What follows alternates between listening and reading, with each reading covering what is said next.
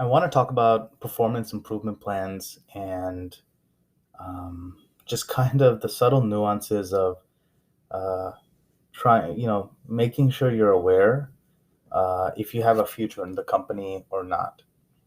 So I'm kind of just diving into this because this is sort of new information, hot off the press.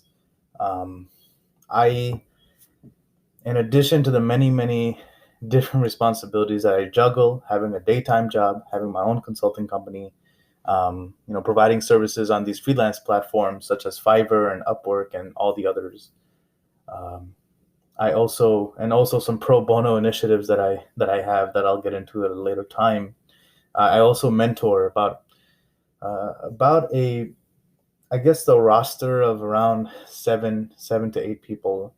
At its widest, I think it's about a dozen, but there are some people who need more mentorship than others. I'm at a point where, um, and these mentees are, some of them are in New Jersey, Newark or Patterson. They go to the local universities there, or some of them are from Texas and they're going to schools there, or might be recent graduates.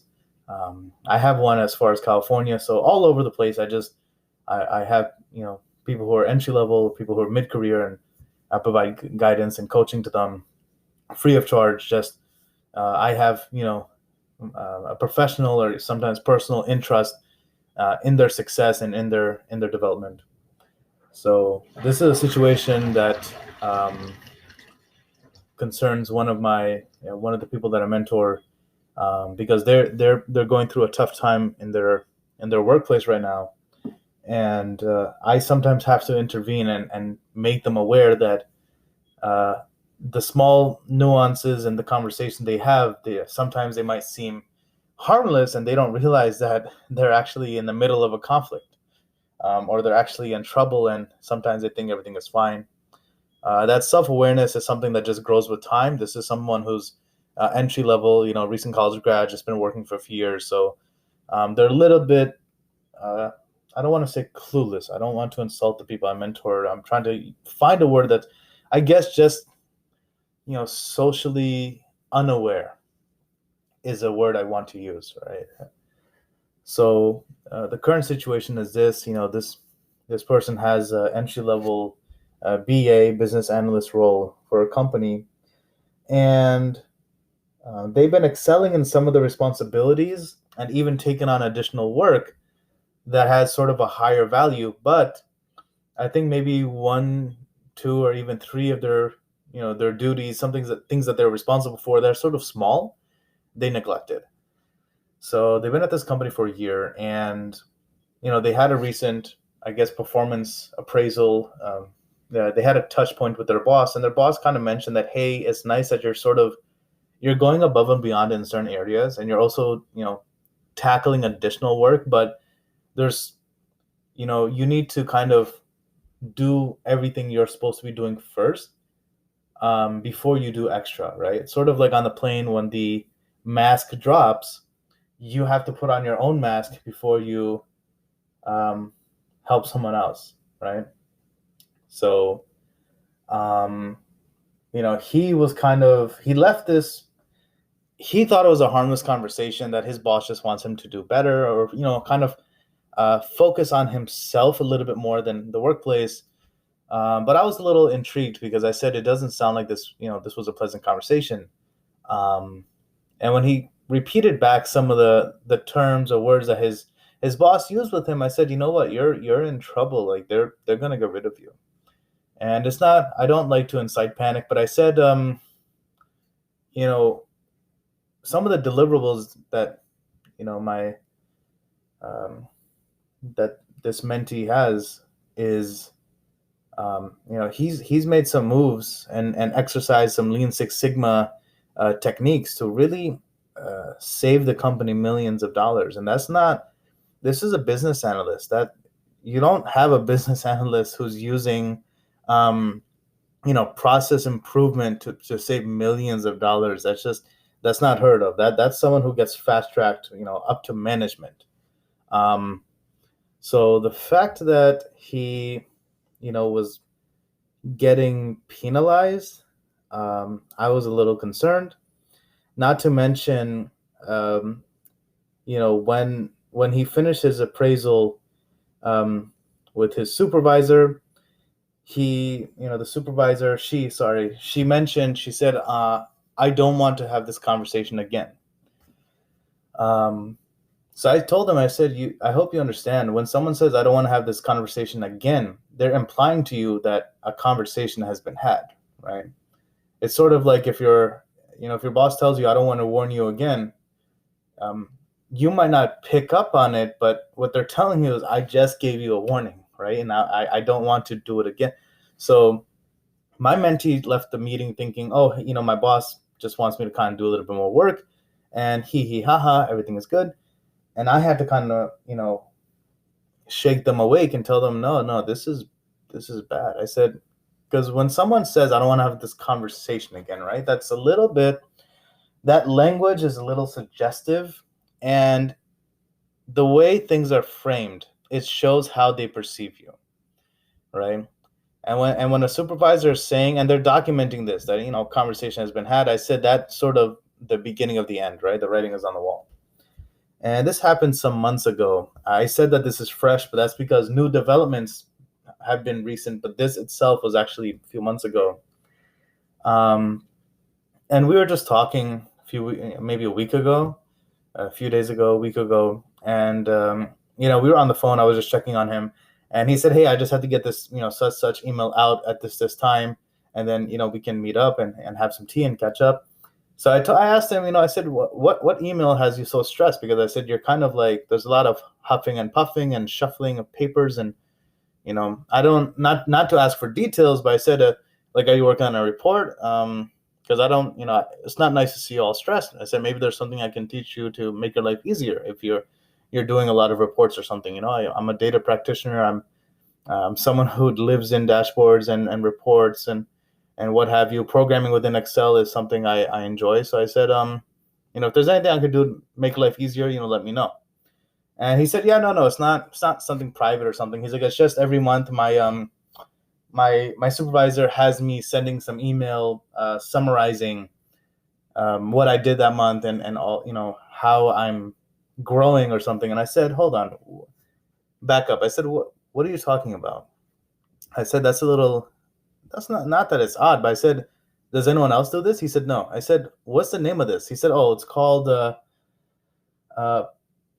personal development program. And I said, no, I think that's a process, what do you call, a performance improvement plan. I said, I think you're on a PIP. And I said, you told me that was your biggest fear, and that if that ever happened, you and I would work together on getting your resume out there and getting you new opportunities. I said, how long has this been going on? He said, a couple of months. I said, I was just a little bit surprised. I said, I meet with you regularly. You need to tell me when these sort of material updates are happening in your career, right? So if you're in a situation where you're on a PIP, like I should know, because again, I'm invested in your success and your growth.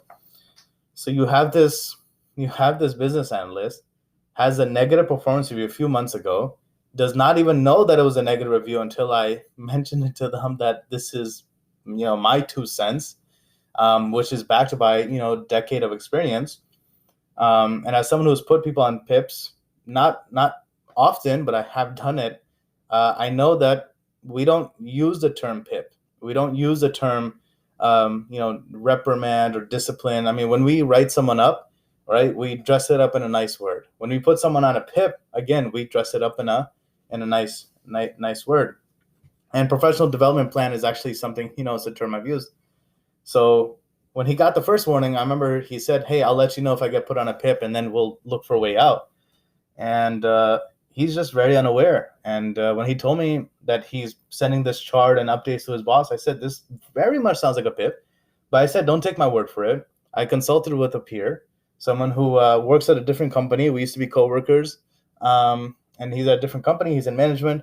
I said, what are your thoughts on this situation? He said, yeah, no, he's on a PIP. And if he's been on a PIP for months, PIPs are only for about 3 to 6 months. So he said, if he's been on it for about 4 months, chances are end of December, end of January, he will be handing in his last update, and then he will be gone. This very much looks like they're creating a paper trail where they're giving him a warning, they're giving him a chance to improve himself, so that if they do terminate him, he won't have any legal recourse. So, I delivered this news and I let him know that, other people I've talked to about this situation, agree on that. And it's a little frustrating. Not that I spent too much time on this. I mean, it was just momentary frustrations where I was just kind of like, some people are a little bit naive. They think in the workplace, if there is a conflict, it will be declared or it will be highlighted. They think if their boss is upset with them, they will say, definitively, or they will be explicit. They don't understand that there's a certain song and dance to all this, right? They don't understand that. And this is, I don't hold it against him. These are things he has to learn. But it's frustrating to me that he doesn't, he's given a warning and he doesn't understand it's a warning. He's put on a PIP and he doesn't even know it's a PIP. And I truthfully think he might actually have a legal recourse, because just the way he operates, just the way he sees things, I don't think you can put someone on a PIP and,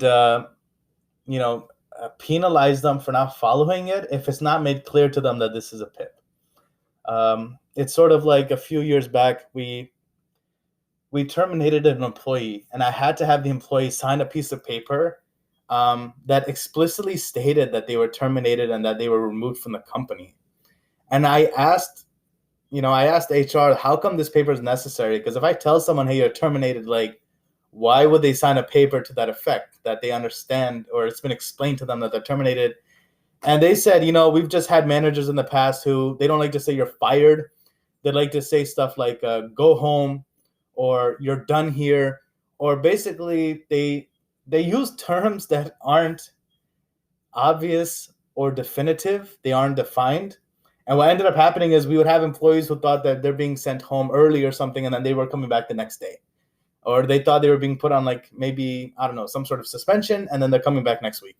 So now we require employees to sign something stating that, they were put on a PIP that would result in termination. And then when they're terminated, we have them sign something that understands that states that they understand that they are being terminated, that they don't have a job with us anymore, that they are done, right? Finished. So that's it. So, I'm just happy that I was able to kind of educate this mentee that you think in the workplace things are more explicit, but there's a lot of legalese and, karate that happens with the words. You have to really learn to exercise your own judgment and kind of dig into encounters a little bit deeper. Whenever you engage with someone and it's kind of negative or you have a bad vibe, please don't assume the best of them. Assume that, if I'm having a negative interaction with someone, this is something that could maybe snowball, or maybe this, I need to kind of dissect this in my mind and talk it over with other people and get their input, and they might help me open my eyes or see it from a point of view that I'm not seeing it. Because when I told him that he had been warned already, that his first meeting, the first performance meeting with his boss was negative, he was shocked. When I told him he's on a performance improvement plan, he was doubly shocked, right? Just nonstop shocked expressions. So I just thought that, discussing PIPs and how it's possible to be put on them without you really realizing it is something that happens. And it is unfortunate because PIPs can be a little bit of a death sentence. I've never really seen anyone get off one. I've been put on one, but I was actually in a unique situation where I was put on a PIP. Basically, I think the day after I gave my notice. So I think the company put me on a PIP for the reason that they just didn't want me to have the option to stay in case the other job didn't pan out. It was a strange situation. It's not really something that I think about, but this whole situation with my mentee was something I wanted to share because I think too many young college kids who don't have a lot of corporate experience or backgrounds in office politics, they might not realize that they're getting warnings. They might not realize that they're being put on performance plans. They might not realize that someone's getting ready to fire them until someone says something to them and it kind of clicks. You sometimes need that external factor where someone says something and then it makes sense. coming from them, you didn't see it, but now that they've said it, you realize, oh, that's what that means. So with that said, I will end this here.